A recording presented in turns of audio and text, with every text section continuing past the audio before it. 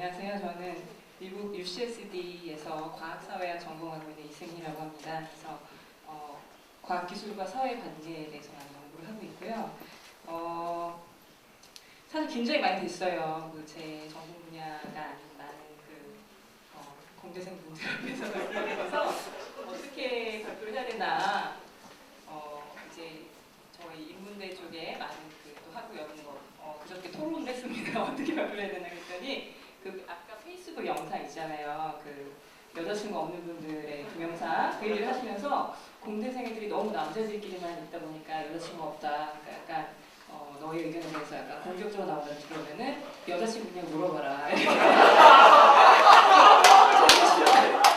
그러니까 제가 오늘 드릴 말씀은 사실은 지금까지 발표하신 내용과는 조금 각도가 다릅니다. 그러니까 기술의 발전 물론 여기 앞으로 대한민국 기술의 발전을 이뤄주실 많은 또 명석한 재원들을 뵙게 돼서 정말 반갑게 생각합니다. 그렇지만 모든 일에 명이 있으면 암이 있는 거 아니겠습니까? 그죠? 네, 그래서 로봇시대의 도래와 함께 좀 어떤 어두운 면에 대해서 제가 오늘 좀 말씀을 드리려고 합니다. 네, 그래서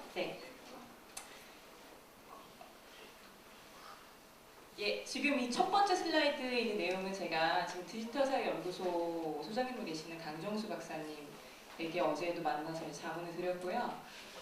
자동화에 의한 일자리 상실 문제는 사실 새로운 문제제기는 아닙니다. 19세기부터 케인즈라든지 앵겔스라든지 이런 경제학자들이나 사회학자들이 많이 제기를 해왔던 문제인데요. 근데 최근에 AI의 로보틱스의 발전과 함께 이제 자동화의 일자리 상실 문제가 좀 더 가속화될 것이다. 어떤 인간의 많은 직업들이 AI에 의해서 대체가 될 것이다라는 좀 어두운 전망을 내놓는 분들이 많이 있죠. 아니 시간이 너무 많이 지나고 있는데 예를 들어 구글 CEO 에릭 슈미트 이런 사람도 2014년 계시면 2014년 다보스 포럼에서 그런 전망을 내놓은 적이 있고요. 지금 이분한 제일 유명한 연구는 프레이 앤 오스본이라는 옥스포드 학자들인데요. 47% 미국 전체 직업의 47%가 앞으로 20년 이내에 이제 기계에 의해서 대체될 것이다 이런 전망을 내놓아서 많은 우려를 사고 있습니다. 네, 근데 이거에 대해서 인간의 직업이 대체되는 만큼 단순 노동이 대체되면 인간이 좀 더 창의적이고 자율적인 일들에 종사하게 될 것이다. 이런 또 기술 유토피아적인 말씀을 하는 분도 많이 계십니다. 근데 너무 좋게 들리는 얘기는 사실이 아닐 가능성이 높죠. 우리가 너무 또 유토피아적인 발상을 해서 안 될 텐데 그래서 이제 요즘 또 새로 제기되는 문제 뭐냐면은 IT 기술의 발전과 그런 온 커맨드 이코노미 우리가 공유 경제라고 번역을 많이 하는 이런 것들의 결합에 의해서 디지털 노동 착취의 문제가 제기가 되고 있어요. 그래서 여러분 아마존 메카니컬 털크라는 거 아시는지 모르겠는데요. 어떤 개발자들이 약간 우버 같은 플랫폼으로 사용하실 수 있는 건데 거기서 이제 그러니까 스몰 데이터 프로세싱 같은 거를 이제 이 플랫폼을 통해서 전 세계에 있는 단순 노동자들에게 하청을 줄 수 있는 시스템이거든요. 근데 이제 시급이 $2밖에 되지 않습니다. 그리고 당연히 이제 비정규직이기 때문에 24시간 7일 동안 노동을 하는데 시급 $2에 아무 어떤 보험이라든지 이런 혜택을 받지 못하는 그런 착취적인 시스템으로 운영이 되고 있습니다. 그리고 구글 같은 경우도 구글 퀄리티 레이터스라는 집단이 있는데요. 여러분은 유튜브 비디오에 왜 포르노가 없는지 알고 계세요? 사람이 다 수작업으로 지우는 겁니다. 아까도 말씀드렸다시피 그런 단순 노동을 하는 노동자들이 아주 낮은 임금을 받고 아주 단순 노동을 계속 하고 있죠. 그래서 이런 새로운 노동이 디지털 시대가 도래하면서 새로운 노동의 형태가 생겨나면서 새로운 노동 착취 문제도 생겨나고 있습니다. 그래서 이런 부분에 대해서 우리가 관심을 가질 필요가 있는데요. 그래서 아마존 메카니컬 터크 노동자들이 최근에 저항을 선언을 했고 그래서 아마존에 소송을 제기한 상태입니다. 네. 그렇지만 이 모든 사회적 합의와 이런 모든 새로운 어떤 사회적 문제에 대한 사회적 합의와 규제 같은 거는 항상 이제 소위 우리 제1세계라고 하는 그 부분들에 먼저 올 수밖에 없는 것이고 소위 이제 개발도상국이나 제3세계 국가들은 그런 이 발전의 혜택의 이제 그늘에 설 수밖에 없는 입장이 되죠. 네. 그리고 근데 저희 학교 제가 UCSD에 다니고 있는데 저희 학교 교수님 릴리 이란이라는 교수님이 그래서 이제 인간의 노동이 리플레이스 되는 게 아니고 대체되는 게 아니고 초과되고 있으니까 제 마지막이잖아요. 네, 제가 그래서 여자친구 있어요?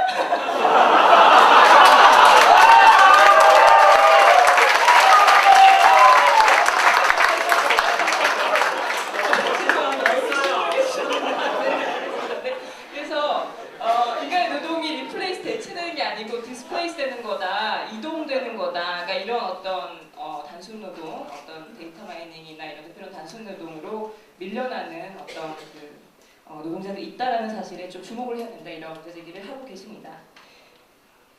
그다음 슬라이드가 그래서 로봇과 인간의 공생관계, 우리가 심비어릭 릴레이션, 이제 공생적 자율성 이런 얘기가 나오는데요. 네, 그래서 인간을 위한 어떤 로봇의 노동과 로봇을 위한 인간의 노동에 대해서 우리가 생각해 볼 수 있겠습니다. 이 지금 박스는 얼마 전에 네이처지에 카네기 멜론 유니버시티의 컴퓨터 사이언스 교수님이신 이분이 쓰신 아티클 중에 발췌한 건데요. 그러니까 로봇들이 우리가 오늘 정말 많은 발전상을 보았지만 많이 정말 이제 발전되고 있지만 항상 어떤 코그니티브 펑션이나 인지적 기능이나 지각적 기능에 있어 퍼셉션 같은 거에 있어서 항상 한계가 있을 수 있습니다. 근데 그 한계를 해결하는 게 뭐냐면 인간은 뭐죠? 인간의 노동. 그렇죠? 지금도 뭐 아까도 보셨지만 그 구글 퀄리티 레이터나 아니면 아마존 메카니컬 터크 노동자들이 단순 노동한 것이 직접 노동의 결과가 직접 돼서 구글과 유튜브의 그런 알고리즘을 피드하고 있습니다. 그래서 알고리즘이 점점 살찌고 있죠. 그래서 그런 인간의 노동이 로봇을 사실 이제 로봇이 이제 완전히 자율적인 상태는 아니고 인간이 이제 인간의 노동을 리플레이스하는 데는 컴플멘트할 것이다, 보완할 것이다 이렇게 그거에 대해서 심비어릭 어토노미라고 공생적 자율성이라고 말씀하셨는데요. 죄송합니다. 너무 근데 이게 여자친구 있어요?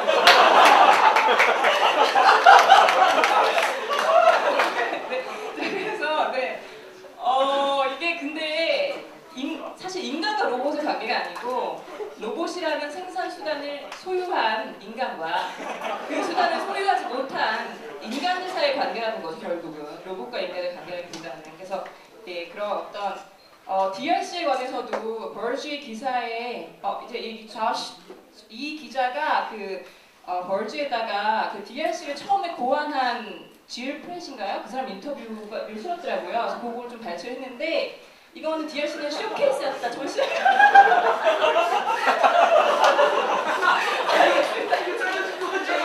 한줄 하겠습니다. 너무 제가 죄송하고요. 네, 너무 죄송합니다. 자.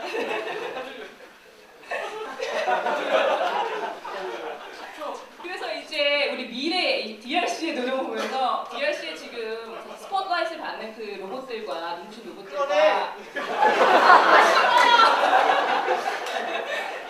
스포트라이트 받는 로봇들과 그 팀의 목소리 연락합니다. 마이크 없어도요. 네. 자, 이거 많이 스포트라이트 받았지만 사실 그 로봇을 뒤에서 조종하던 그죠? 조종자들 분들이 있잖아요. 여러분들의 노동의 문제 소리가 생겨야 되고요. 자, 여기까지 잘 들었고요.